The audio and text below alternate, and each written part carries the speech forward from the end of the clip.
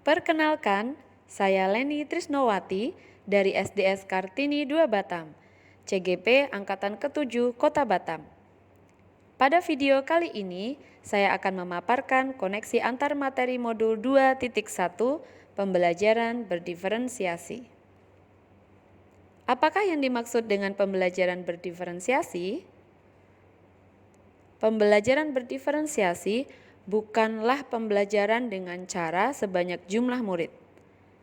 Bukan juga hanya menambahkan soal bagi murid yang pintar, bukan pengelompokan berdasarkan kepintaran, bukan tugas berbeda untuk setiap anak, bukan juga merancang beberapa pembelajaran untuk satu kelas. Perlu diingat bahwa guru bukanlah malaikat, bukan juga Superman atau Superwoman. Pembelajaran berdiferensiasi adalah usaha untuk menyesuaikan proses pembelajaran di kelas untuk memenuhi kebutuhan belajar individu setiap murid, sesuai dengan pernyataan Tomlinson tahun 2000. Kebutuhan belajar murid yaitu yang pertama, kesiapan belajar, yang kedua, minat murid, yang ketiga, profil belajar murid. Kesiapan belajar atau readiness adalah kapasitas untuk mempelajari materi baru. Tomlinson memperkenalkan istilah equalizer dalam merancang pembelajaran berdiferensiasi.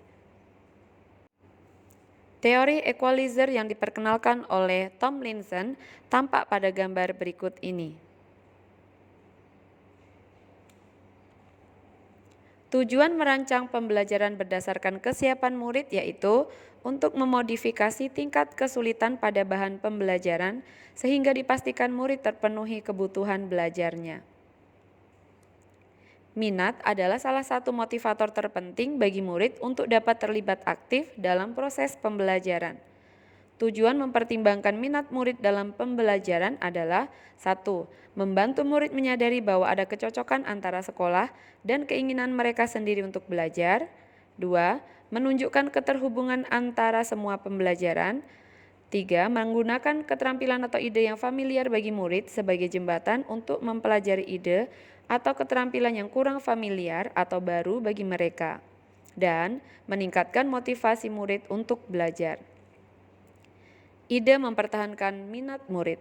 Yang pertama, meminta murid untuk memilih apakah mereka ingin mendemonstrasikan Ide mempertahankan minat murid. Yang pertama, meminta murid untuk memilih apakah mereka ingin mendemonstrasikan pemahaman dengan menulis lagu, melakukan pertunjukan, atau menari, atau bentuk lain sesuai minat mereka. Yang kedua, menggunakan teknik jigsaw dan pembelajaran kooperatif. Yang ketiga, menggunakan strategi investigasi kelompok berdasarkan minat. Yang keempat, membuat kegiatan sehari di tempat kerja.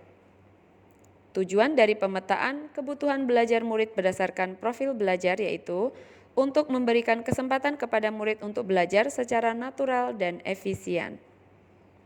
Berikut adalah contoh pemetaan berdasarkan kesiapan murid.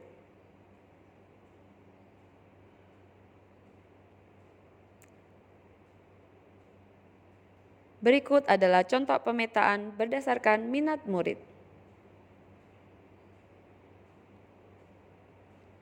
Berikut adalah contoh pemetaan berdasarkan gaya belajar murid.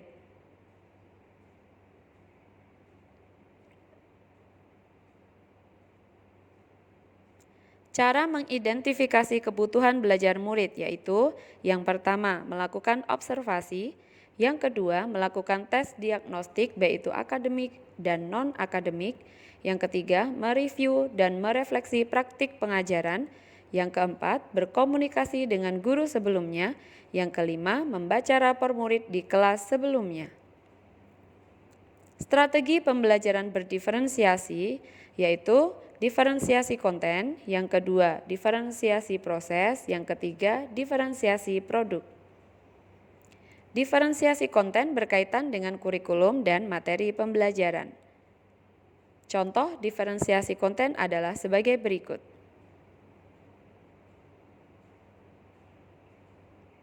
Diferensiasi proses berkaitan dengan rancangan pembelajaran. Bagaimana siswa mengolah ide dan informasi konten. Proses yang dimodifikasi dapat berupa, yang pertama, mengaktifkan pembelajaran, yang kedua, kegiatan belajar, yang ketiga, kegiatan pengelompokan. Berikut adalah contoh diferensiasi proses. Diferensiasi produk yaitu rancangan pembelajaran supaya siswa menunjukkan atau menyajikan apa yang telah dipelajari. Berikut adalah contoh diferensiasi produk. Pembelajaran berdiferensiasi adalah serangkaian keputusan masuk akal atau common sense yang dibuat oleh guru yang berorientasi kepada kebutuhan murid. Keputusan yang dibuat terkait dengan yang pertama, bagaimana mereka menciptakan lingkungan belajar yang mengundang murid untuk belajar. Yang kedua, kurikulum yang memiliki tujuan pembelajaran yang didefinisikan secara jelas. Yang ketiga, penilaian berkelanjutan. Yang keempat, bagaimana guru menanggapi atau merespon kebutuhan belajar muridnya. Yang kelima, manajemen kelas yang efektif. Ciri-ciri iklim pembelajaran berdiferensiasi yaitu, yang pertama, setiap murid menyambut dan merasa disambut dengan baik. 2. Setiap orang merasa dihargai. 3. Murid merasa aman. 4. Ada harapan untuk tumbuh. 5. Guru memberikan pengalaman belajar yang membuat mereka pergi lebih jauh. Apakah ada keterkaitan antara modul 2.1 dengan modul-modul sebelumnya? Tentu saja ada. Keterkaitan dengan modul 1.1. Salah satu filosofi Ki Hajar Dewantara adalah pembelajaran yang berpihak kepada murid. Pembelajaran dilaksanakan untuk mengantarkan murid bertumbuh sesuai kodrat alam dan zamannya. Dalam hal ini, guru mempertimbangkan kebutuhan murid. Pembelajaran berdiferensiasi mengakomodasi pembelajaran yang berpihak pada murid untuk memenuhi kebutuhan murid.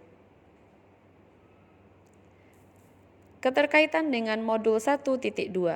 Nilai guru penggerak adalah mandiri, reflektif, kolaboratif, inovatif, dan berpihak pada murid.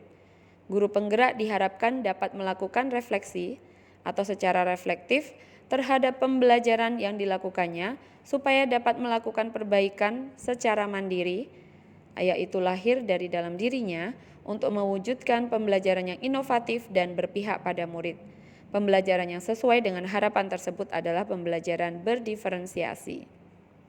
Guru penggerak memiliki beberapa peran, di antaranya adalah untuk menjadi pemimpin pembelajaran.